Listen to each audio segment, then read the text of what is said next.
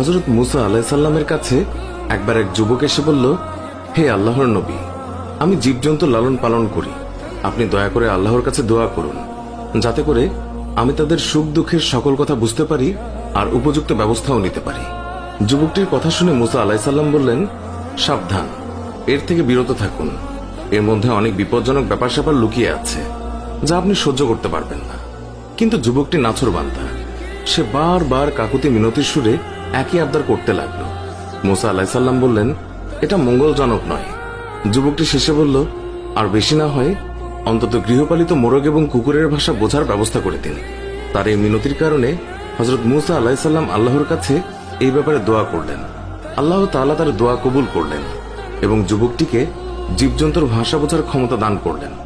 যুবকটি খুশি মনে বাড়ি ফিরে এলো আর মনে মনে বলল, এবার জীবজন্তুদের সব চালাকি ধরা যাবে। পরদিন ভোরে যখন বাড়ির হাঁস মুরগি ছেড়ে দেওয়া হলো, তখন সেই যুবক মোরগের কথা শোনার জন্য বারান্দায় এসে বসল।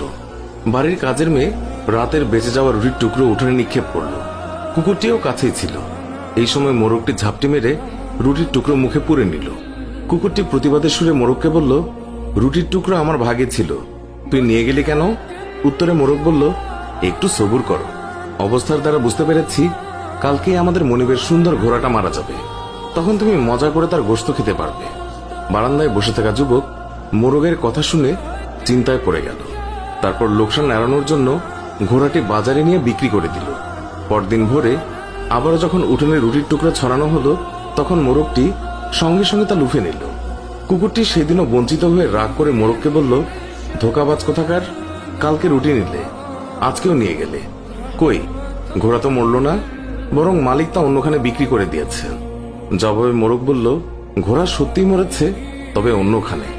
অধৈর্য হয় না, ব্যবস্থার দ্বারা জেনেছি কালকে মনিবের উটটি মারা যাবে, তখন তুমি মজা করে ইচ্ছে মতো খেতে পারবে। উটের মৃত্যুর কথা শুনে মনিব পেরেশান হয়ে গেল আর তৎক্ষণাৎ তা বাজারে বিক্রির জন্য পাঠালো এবং নিশ্চিত ক্ষতির হাত থেকে বেঁচে গেল। পরদিন ভোরে আবার রুটি ফেলা হলে সঙ্গে সঙ্গে মোরগ রুটির টুকরো সে লুফে নিল। কুকুরটি আজও ব্যর্থ হলো। তখন সে তাচ্ছিল্যের সুরে মোরগকে বলল, তোকে বড়ই প্রতারক দেখছি, প্রতিদিনই আমাকে ধোকা দিচ্ছিস।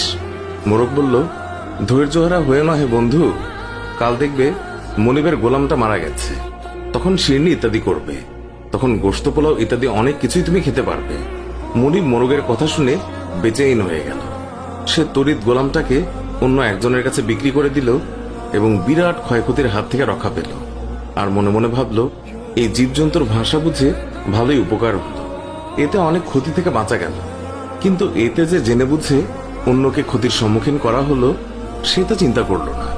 চতুর্থ দিন ভোরের কথা, রুটির টুকরো আজও এক লাফে লুফে নিল মোরগটি। অসহায় কুকুর রাগের চোটে মোরগকে গালাগাল করতে লাগলো। মোরগ তাকে সান্ত্বনার বাণী শুনিয়ে বলল, হে বন্ধু, একটু ধৈর্য ধরো, কাল দেখবে মনিব নিজেই মারা যাবেন।